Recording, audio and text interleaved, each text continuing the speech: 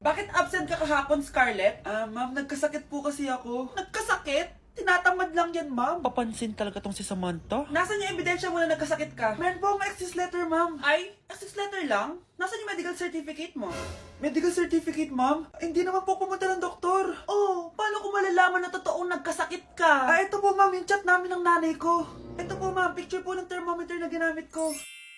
Sus, kinuha mo lang yun sa internet eh. Papansin ka? Kulang sa pansin eh. Ay, hindi ko tatanggapin yan, be. Hindi kita i-excuse. Dapat medical certificate yung ibigay mo sa akin. Aba, ma'am, kailangan kapag nagkakasakit, may medical certificate agad? Paano kung masakit lang yung katawan? Paano kung masakit lang yung puson? Kailangan mo agad ng doktor? Hindi kami mayaman, ma'am. Nay, gusto ko daw makilala ng jowa ko. Sige anak, papasukin mo. Sige Nay. Babe, pasok ka. Halika kayo, kumain muna kayo. Babe, kain ka na. Anong pangalan mo, iho? Anak, hindi ba ito nagsasalita? Baka nahihiya lang yan, Nay. Ikaw talaga, babe. Sige, kain na kayo.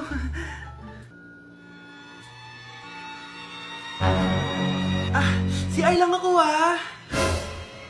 sige, anak.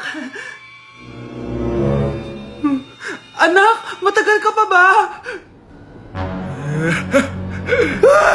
Sabi ko na multo ka eh. Halika dito. Anak! Bakit ka tumatakbo, Nay? Yung jowa mo! Multo siya! Pinagsasabi mo dyan, Nay! Anak, tingin ka sa likod! Ay, Mare! Nay, umalis na tayo dito! Tara na, anak! A few moments later. Ang galing natin, Nay! Naloko natin sila! May bago na tayong bahay, anak! Nay! Sino yun? Totoong multo na yun, anak! Umalis na tayo dito! Ang makakasagot nito may plus point sa akin. What is 2 times 2? Ma'am ako, ma'am. Wala bang gustong sumagot? Ma'am, alam ko po yung sagot. 2 times 2. Ma'am. Okay, Samantha. 2 times 2 is 4. Very good. May plus 5 ka sa akin. Ang daya naman. Kanina pa ako nagtataas ng kamay. Ma'am, pwede pa po ba ako mag-take ng quiz? Absent kasi ako kahapon eh. Ay, hindi na. Absent pa more. Tatamad-tamad ka kasi mag-aral. Nagkasakit po kasi ako, ma'am. Anong gagawin ko? Ma'am, pwede ba ako mag-quiz kahit absent din ako kahapon? Oo naman. Ito, magsimula ka na. Thank you po, ma'am. Bakit siya pwede mag-quiz, ma'am? Bakit? May problema ka ba? Oo, may problema ako. Favoritism ka. Palagi na lang sa Samantha yung binibigyan mo ng chance. May galit ka ba sa akin, ma'am? Sabihin mo. Hindi ako galit sa'yo. Pero sa nanay mo, oo. Wag na wag mong dadama yung anak ko sa problema mo sa akin. Nay, anong meron? Yang nanay mo, pabida. Dapat ako yung top 1 ng high school kami. Alam naman natin dalawa na deserve ko talaga maging top 1. Hindi kagaya mo, binabayaran yung school para tumaas ang grade. Totoo ba yun, Nay? Sinungaling ka! Mana ka naman para sa nanay mo, Samantha. Nga pala, alam na ng principal yung pagiging favoritism mo. Good luck na lang sa'yo, Guys, announcement! Hindi daw papasok si ma'am. Yes! Wala kaming gagawin! True! Huwag muna kayo magsaya. May iniwan siya activities. Hala! Magsulat daw tayo ng essay sa yellow pad, back and forth. Essay na naman? Tapos di naman babasahin ni ma'am. Te, yung research natin. Asan yung bag mo dun? Tigilan mo muna ako, be. Absent nga si ma'am, di ba? Mag-absent ka na din, te. Kung tamad ka mag-aral.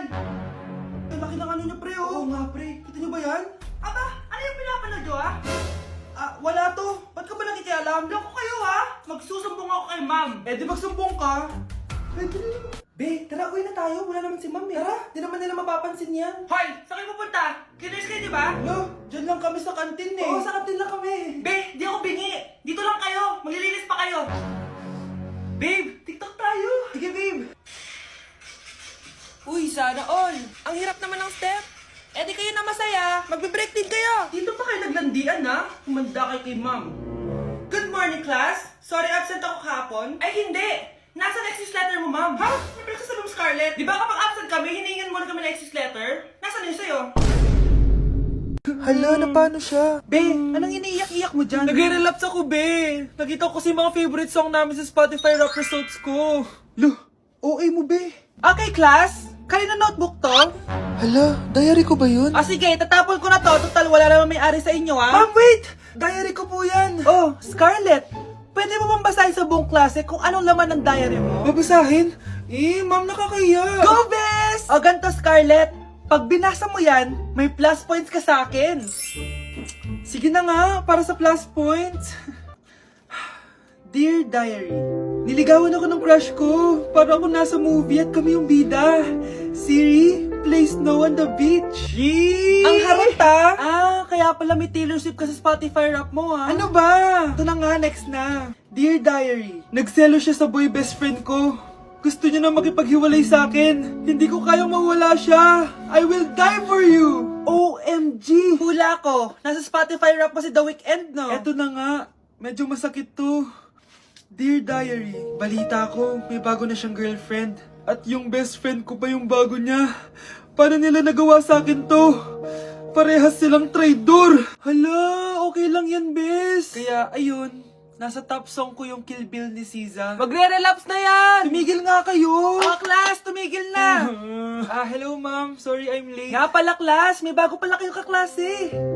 Dear Diary, eto na ba yung binigay ng universe para sa akin? Hi classmates, my name is Jake. Ang pogi ng pangalan tapos ang tangkad niya pa. Siya na talaga yung para sa akin. At sa mga nagtatanong, may jowa na po ako. And 3 years na po kami. Dear Diary, suko na ako. Ayoko na magjowa. Mamamatay na lang talaga akong single. Anak, tingnan mo tong balita. Hiwalay na daw yung Katniel. Tingin nga na baka fake news lang yan, ha? Pinost ni Catherine. Hindi! Hindi pwede mawala ang Katniel. Hindi niya! Catherine, bakit niyo ginawa sa amin to? Okay na ito. Breaking news! Walang pasok on all levels dahil hiwalay na ang Katniel. Pati sa balita ang OA, kala mo di ka nanonood ng movie ng Catherine ha? Umiiyak ka pa nga eh. Ayun na, nakakakilig naman. Wala nang nangyari. Hindi ka mamamatay. Oo na! Die hard fan ako ng Katniel! Hindi. Hindi.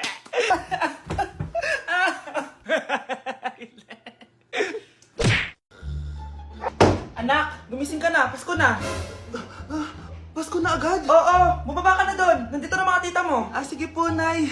A few moments later. Hi, Mare! Merry Christmas! Merry Christmas po, tita. Eto na ba yung anak mo, Mare? May boyfriend ka na ba? Wala mo akong boyfriend. Study first po kasi ako eh. Study first o walang nagkakagusto sa'yo? Tignan mo nga sarili mo. Kesa naman sa'yo, mukha kang babaeng aso. Sige, kain na tayo. Nandito na naman yung tita kong laitera. Huy, iba na tsura mo ngayon na. Oo, tita. Nakakaya naman kasi sa'yo eh. Baka laitin niyo ulit ako. Grabe ka naman. Hindi naman ako ganon.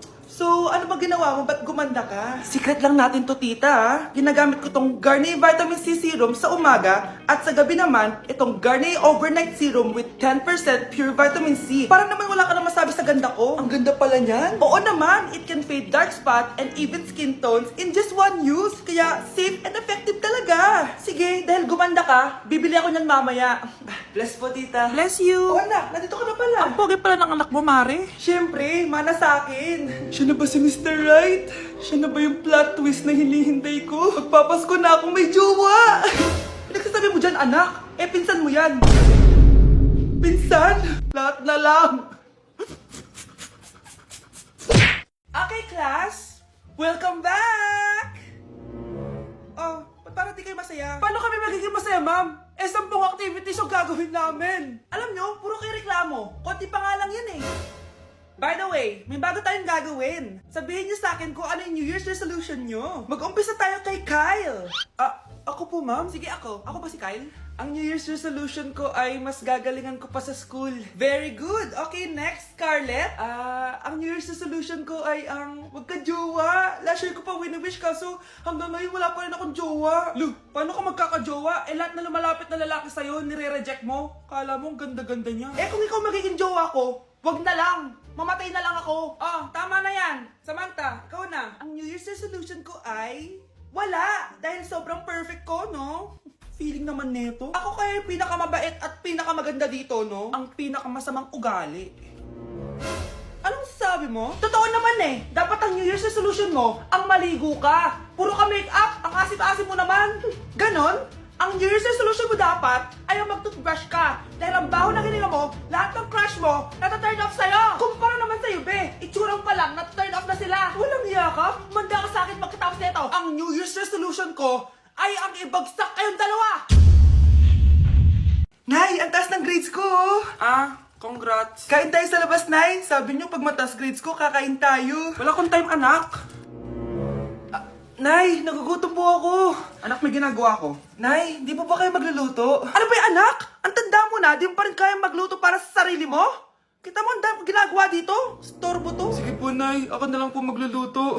Mari! Oh, Mari, ba't parang takot ka? Ang dami na kasi nawawalang bata sa barangay natin. Yung kapitbahay natin, 4 na araw na nawawala yung anak niya. Baka naman nag-away lang sila tapos lumayas yung anak niya. Basta ikaw, Scarlett, palagi kang mag-iingat, ha? Sige po, tita. Masyado ko nagpapaniwala sa fake news, Mari. Nay, tignan niyo po yung drawing ko, oh. Ang ganda, anak. Di mo pa naman nakita, eh. Nay, punta po kayo sa school bukas. Kakanta po ako sa stage. Oo, sige anak. Pupunta ako pag may free time ako. Talaga, Nay? Yay! Uy, Mare, kakanta anak mo ngayon. Hindi ka ba pupunta? Hindi na siguro, Mare. Marami pa akong gagawin. Hinihintay ka nun. Pagbigyan mo na. Minsan lang. Naku, Mare. Sagabal lang yun sa trabaho ko. Sige na. Marami pa akong gagawin, no? Nasaan ka na ba, Nay? Malapit na akong tawagin. Hindi ka mahal ng nanay mo. Mahal ako ng nanay ko! Tao po. Bakit po, sir? Kayo ba yung nanay ni Scarlett? Opo. Ma'am, nawawala po yung anak nyo. Ano? Si Scarlett? Aware naman siguro kayo na maraming nawawalang bata dito sa barangay natin, ma'am. Scarlett? Yung iba, ma'am, hindi na namin nahanap. Napakawalang kwenta mong nanay. Disturb mo yan. Babe? Yes, babe? Magpa 5 years na kasi tayo bukas, babe. Gusto ko na sanang i-level up yung relationship natin. Ha? Ayoko pa maging nanay. OMG! Will you marry me? Wait lang, parang nakita ko na yan. Seryoso ka ba, Michael? 299 pesos na engagement ring? Yun ba yung halaga ko sa'yo? Babe, hindi naman importante kung mahal yan or mura, di ba? Ang importante, nagmamahalan tayo. 5 years tayo! Tapos eto lang bibigay mo sa akin, ha? Hindi pa ba sapat yung magpapakasal tayo tapos magkakapamilya? Nag-expect ako sa'yo. Akala ko bibigyan mo ako ng bagong bahay, ng bagong sasakyan. Tapos ito lang bibigay mo sa akin? Buti naman at lumabas na yung tunay na kulay mo bago kita pakasalan. Ha? Sinusubukan lang kita at tama nga ako na gold digger ka. Michael, sayang. Nakahanda na pa naman yung titulo ng mansion na ibibigay ko sa'yo. Pati yung sports car. Michael, sorry. Joke lang yun. I guess, pera lang ang habol mo sa akin. Hindi mo deserve to. Okay, class. Accepted sa exam ang may pinakamagandang spoken poetry. Ma'am, I volunteer! Wow! Okay, Scarlett. Esophagus! Habang tayo'y kumakain sa pagkainan, hindi mawawala ang esophagus. Mananatili yan panghabang buhay.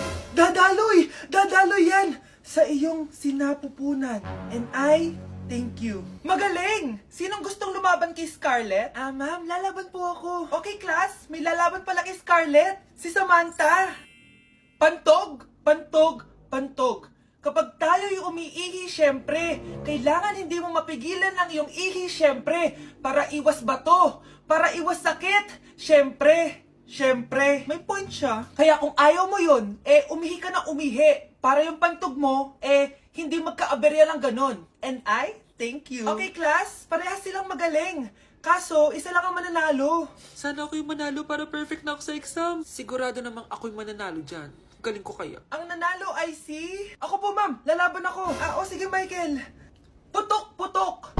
Nangangamoy putok na dito. Matuto rin kayong maligo.